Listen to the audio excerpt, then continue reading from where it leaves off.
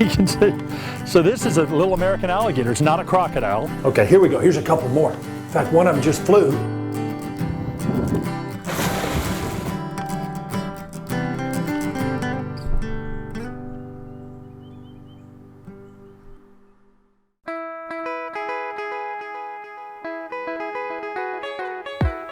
Fields like this are critically important for the landscape. I mean, this was once a forest, in fact, fairly recently, but it was disturbed and opened up, no canopy overhead, so all this sunshine can come in and give these early successional species a chance to really flourish. Composite flowers, lots of different flowers, a lot of grasses. I see goldenrod in here and lots of other species. Of course, these are great for pollinators. Insects love open areas like this. And of course, if there are insects here, then birds can come in and catch insects to eat and also to feed their babies. But fields change. This particular area hasn't been disturbed in quite a while. And you notice, look what's coming in. Tree species like pines and oaks, sweet gums. And what they're gonna do is get bigger and bigger, and then they're gonna form canopy, keep the sunlight from getting in, and outcompete these other plants. And eventually, this is going to turn into a forest. But let's take a look at some of the creatures that live in these fields and forests.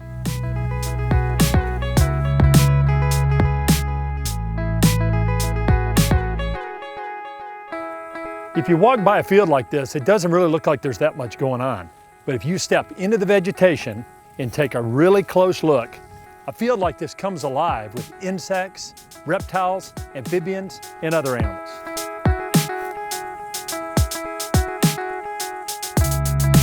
I'll tell you what, the number of grasshoppers out here is just incredible. There's some smallish grasshoppers, and then there's some pretty good sized ones. Now these things are really hard to catch. Boy, there are a lot of insects in here. In fact, this field is buzzing. I mean, you can hear a lot of noise, and a loud buzzing field is most definitely a healthy field.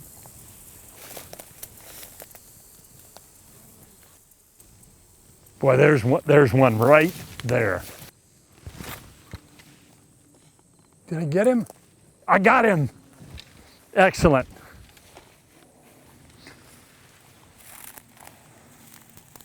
This is one of the bird grasshoppers. This is one of the leather-colored bird grasshoppers.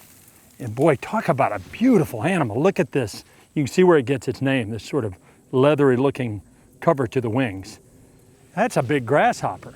Now, the bird grasshoppers are eaten by all kinds of birds, including even kites. Swallowtail kites eat them, so do Mississippi kites. And they're tremendous jumpers, but they're also good flyers too. They feed on vegetation. I mean, lots of different grasses and things like that. They're good jumpers. I'm gonna see if, there he goes. All right, let's see what else we can catch. I'm gonna get some of the stuff out of this net. Oh my, look at this. Now that is cool. This is one of the manids, one of the praying mantis group. And this is one I haven't seen before. Look how elongated it is. It isn't a Carolina mantis. I'm not exactly sure what it is. It's got these neat serrations along the thorax. Wonderful cryptic coloration. So this thing was in the net and we didn't even see it. So if it's mixed in with other vegetation, it pretty much is just gonna disappear.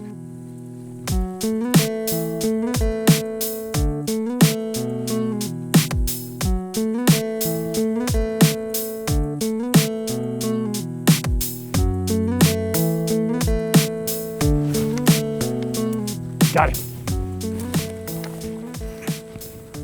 Okay, so this is what's called a Gulf fritillary butterfly. Really pretty orange butterfly. People will occasionally confuse this with a monarch, and they really don't look much like monarchs at all. Silver spots on the underside of the wing, and let them fly back off. So we found the adult. I'll bet you I know where we can find the larvae. The trick to this is finding the right food plant, and here it is. There's a bunch of it here. This is passion flower, passiflora, and there we go.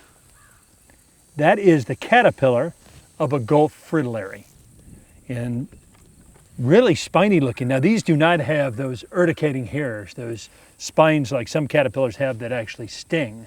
They look dangerous, but they're not at all. So this guy's gonna chow down on this passion vine, eat as much as he possibly can, and then when he or she is big enough, they'll form a chrysalis, and eventually they will emerge from that chrysalis as a Gulf fritillary butterfly.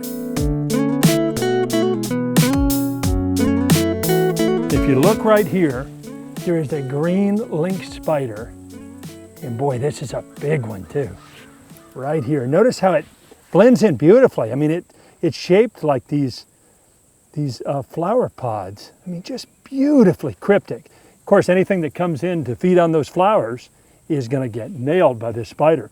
Now, this one's a particularly heavy, so it may have eggs in it. It's hard to tell for sure.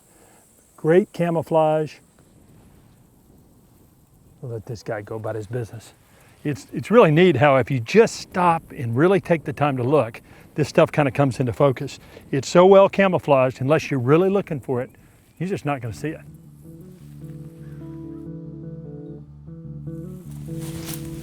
Oh, missed. Wait a minute, here's something even better.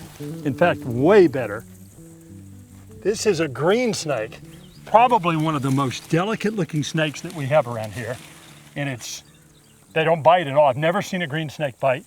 And these guys eat all sorts of caterpillars and things. One of their favorite foods is green lynx spiders, which of course are very cryptic as well. I'm gonna pull this guy out. Long, slender snake. Now this guy's missing the tip of the tail. They normally have a very long tail, but this guy looks like he lost it. Now, this isn't a lizard. The tail's not gonna grow back or regenerate. So he's for the rest of his life, he's just gonna be missing his tail. In fact, it looks like this is a female, not a male, and I'm going by looking at the tail. It's got a very slender tail that tapers very rapidly. Oh, beautiful snake. One of my favorites for sure. This is form and function at its finest. This animal is built for living up off the ground in the trees. It has a long, slender body. It's very lightweight, so it can climb in the trees and climb out to the very, to the very end branches where it still isn't so heavy that it falls off. It's a great spot for this snake. He's obviously gonna do real well here.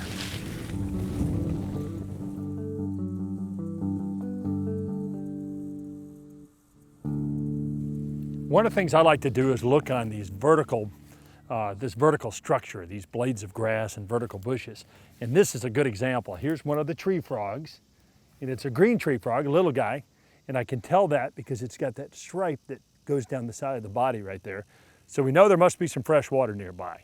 These guys lay their eggs in the water, eggs hatch into tadpoles, and those tadpoles metamorphose into little froglets like this. Now this little guy's got quite a bit of growing to do. At this size, it's just got to try and keep from getting eaten.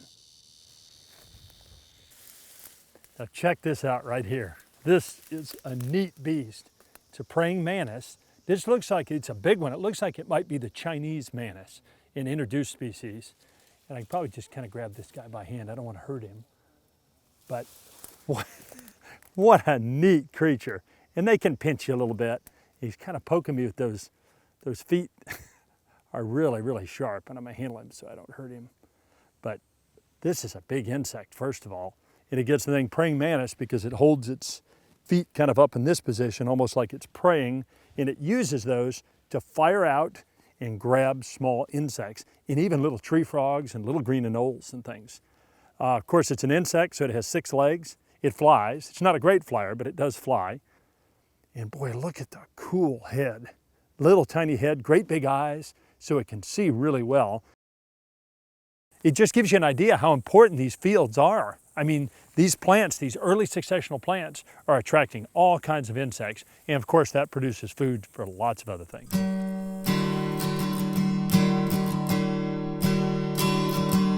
If you look behind me, you'll see one of the most charismatic and acrobatic of all bird species. These are swallowtail kites. These are big birds. They have a wingspan of over 4 feet, sometimes even close to 5 feet, but they're light birds. And their lightweight gives them the ability to be wonderfully acrobatic, and that's because they feed primarily on the wing. They use their feet to grab stuff out of the air, and then sometimes they're even eating while they're looking for the next dragonfly or June bug or whatever it is that they're chasing. But pretty much any flying insect is one that they're going to grab and eat. They also have the ability to feed on snakes, green snakes, for instance. They love those. Also small rat snakes, green anoles, tree frogs, even bats. They can eat just about anything. Okay, this is obviously a planted field. This is a cow field, and this is set up to feed cattle. But it attracts a lot of insects. And when these insects come in, of course, it provides food for the swallowtail kites. Now, other types of fields may grow up a lot taller and attract a lot of other kinds of wildlife.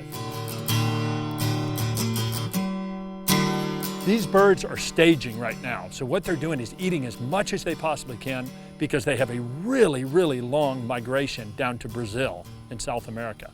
So we're talking about a tremendous flight. And of course, that requires a lot of energy. So they stop at a spot, eat as much as they can, move further south, and then continue to do that. Those same birds will come back here next year.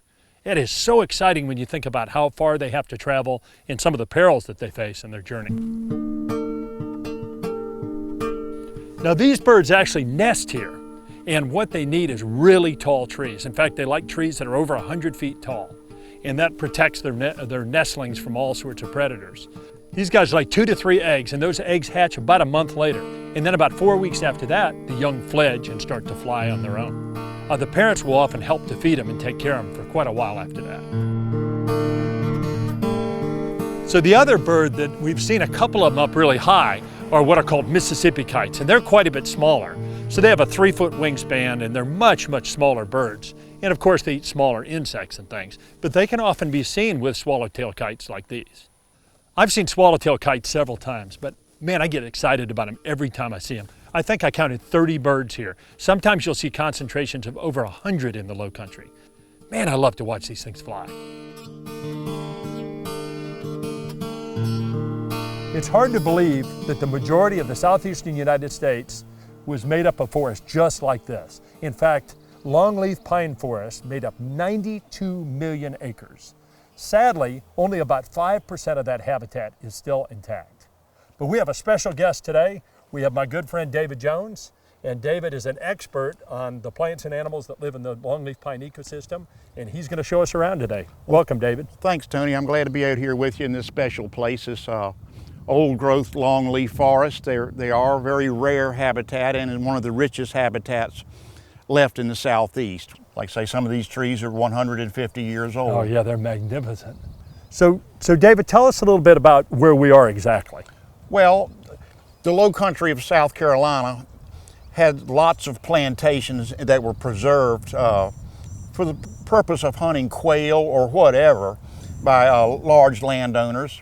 And a lot of these areas have been protected, and it's exciting. If they had not been retained that way, they could have easily disappeared to development. I mean, it's beautiful, high, developable land. But anyway, it's been a snake hunter's mecca for years, these areas.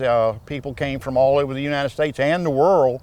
And so we plan to get out and catch some snakes today. And if you had to pick one snake to see today, what would it be? Well, that's a personal preference, but any day that you go out and you can find an eastern diamondback rattlesnake in these days, your day is done. I mean, it's a real treat to come across one of these animals. I know that would be my pick for sure. So what we're going to do is get out and look around and see what we can find. Sounds great, Tony.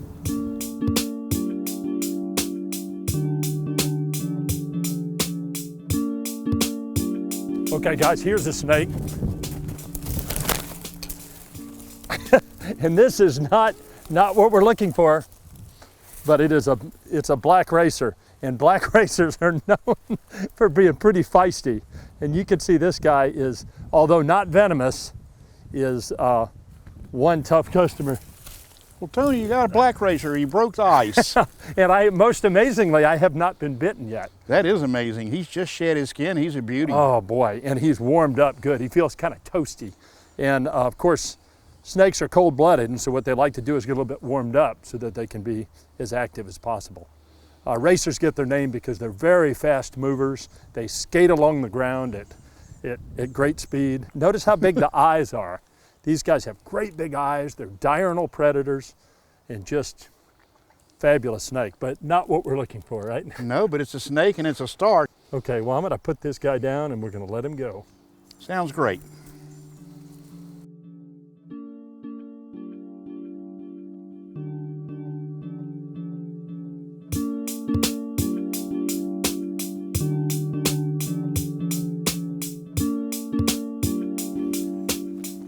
Tony, I think there's a nice king over here. Woo, he's a beauty. Look at that thing there. Oh man. Now, that's a king snake. Oh, look at the speckling. That is a beautiful snake. That's 1 in 1,000 there. So he was just crawling across the forest? Heard us or something. He was probably trying to get back to his stump hole, wherever that is. Look how he's vibrating his tail a little bit. And sometimes king snakes will do that if they get annoyed. Shake their tail like rat snakes and racers. Boy, neat stripe on the head too. Looks like he's freshly shed also here. So he's maybe out looking for females, or maybe looking for something to eat, I guess. He might have been looking for that black racer. They're cannibals. This one eats a lot of snakes, smaller than himself, even a rattlesnake. They're immune to venom, basically. He'd have trouble eating a big diamondback, but he could eat a baby. He could eat a small one, that's for sure. It's amazing what they can eat, in fact. Well, that is a treat. It's a beautiful snake, though. It's one of the nicest kings I've ever seen. But once again, not exactly what we're looking for. So we'll let this guy go on about his way. Well, we're not going to complain, but we are going to keep the search up for a diamondback, hopefully. Okay, have a happy life.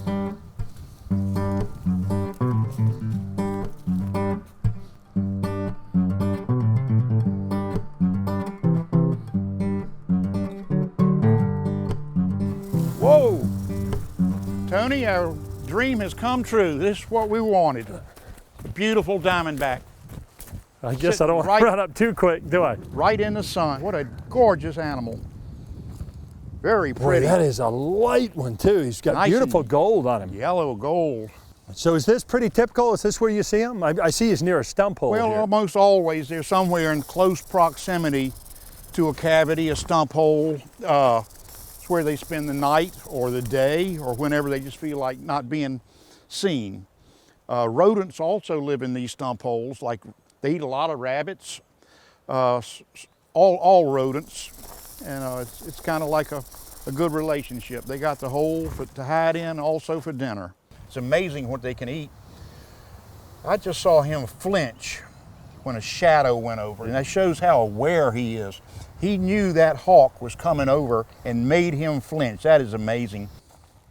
And this is a snake that commonly commonly gets to 5 feet long, and then very rarely gets to 6 or 7 feet. I haven't seen many 6s, but I've seen some. Because you hear stories of 10-footers, and the reality is the biggest ones are 6 feet, right? 6 feet. But anyway, this is about an average-sized diamondback. He's got great color. You know what's interesting, David, is the coloration that makes it look so bold right here helps it to hide.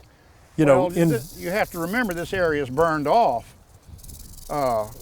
If he was in broom sedge or broom straw, like they say, he would blend in perfectly. It would almost be impossible to see him. So, David, this is a snake that habitat destruction really plays a role in its disappearance. I mean, they're not as common as they used to be. Oh no, they're definitely in a decline, but it's improper land uses that is not compatible with the snake anymore. I mean, they clear cut a lot of land and plant it back in some other kind of trees that they're not familiar with.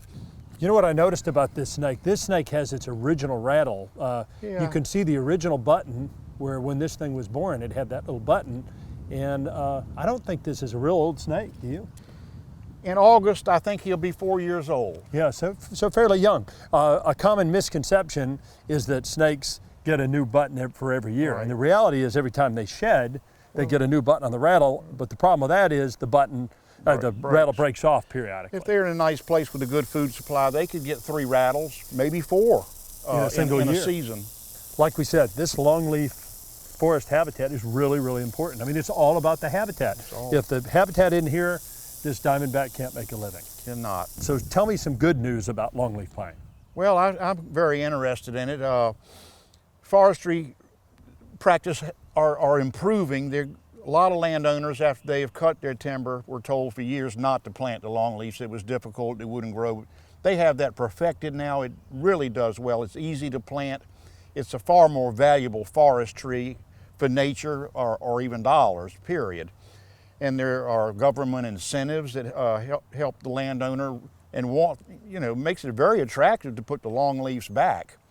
And I know you've planted longleaf on your own property. Oh, that was a nice grove of longleaf. First thing I did. I've had them for 11 years, and I've got 25-foot trees. That's as good as you can ask. Well, that's and great. I've got plenty of snakes in in my long leash. You can be certain of that. Well, I'll tell you what, I think we've bothered this guy enough. So Yeah, he needs a break. Yep. So Thank you very much, mister. Yeah, that was a neat nature experience, wasn't it? That was cool. To me, today has been made.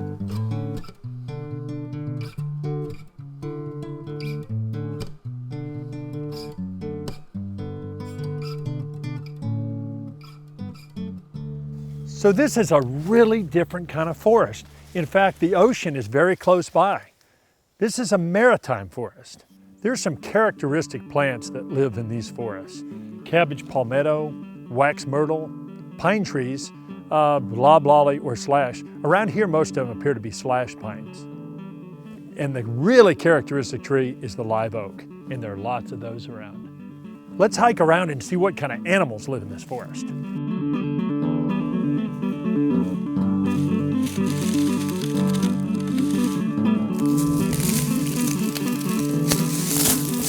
Oh, here's something really neat. A legless lizard. He's using the bathroom, so I'm gonna hold him away from me for a minute. But this is a glass lizard, a legless lizard. In fact, one of the ways we can tell, I'm gonna wait till he's finished, is if I look at his tail, you notice it's been broken off. And so he has actually regenerated the tail, or is starting to regenerate a tail. So the tail would have been much longer, probably this long or so. And that little stub right there, that little sprig is starting to grow back. Eventually this guy will grow back a tail that's not quite as perfect as the original, but still much longer than this one is. Now I mentioned this is a lizard. It looks a lot like a snake just because it has no limbs, but it has eyelids and ear openings, two things that lizards have and snakes don't. Now this particular guy, not a lot of these bite, but this seems to be a little bit of an aggressive one. It's a lizard, so it's just kind of a pinch, but I just want to be careful he doesn't hurt his jaws. Really, really neat animal, and very, very common on these barrier islands and sea islands.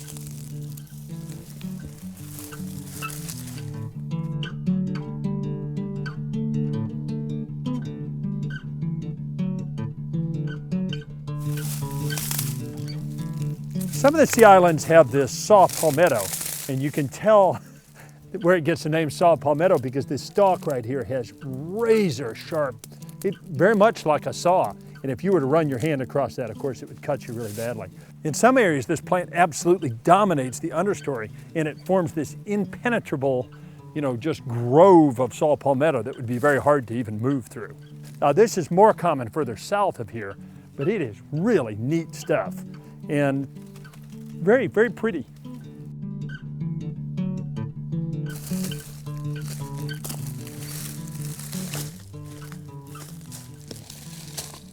Oh, here's something really, really neat. It's a snake, and I'm going to be really careful with it. This is a copperhead. And copperheads are so cryptic. And if you look at this guy, he is so hard to see in this. Let's see if I can scoop him out and just put him out in the open. So copperheads, so this is a venomous species, and I'm staying well out of range. First thing to look at is the head. This has a great big triangular head. It's one of the pit vipers. And copperheads, as I said before, are venomous. And so I don't want to touch them with my hands. Because if I was bitten by a copperhead, I would need to get to the doctor and receive medical treatment for sure. Nobody's ever died from the bite of a copperhead, but it would be terribly painful. And obviously you can get serious injuries from them. Copperheads are really, really common. It's one of the most common snakes that we have in the Lowcountry. The good news is, like most snakes, they spend most of their time hiding. And so we don't often see snakes. And I had to actually pull the bark away from that stump to get a good look at this one. This is it's an adult, but a young one. Looks like it has a pretty good scar on the back right here. Probably, some sort of run-in with a predator of some sort. And a lot of things, even though it's venomous, might try and eat a copperhead. Now, camouflage like this is really important. I mean, this cryptic coloration, because it helps the copperhead to protect itself against predators, but also it allows it to, it's an ambush predator, so it will sit and wait until a frog or a mouse or another small animal gets close enough, and then it'll bite it, inject venom to kill it, and then, of course, eat it. Now, one of the other things to notice about this snake is it has elliptical pupils. It's a pit viper, and our pit vipers have vertical pupils. And those pupils are designed for taking in a lot of light when there isn't much light. So these guys see real well at dusk or even at night. Okay, I'm gonna put this little guy back in his habitat.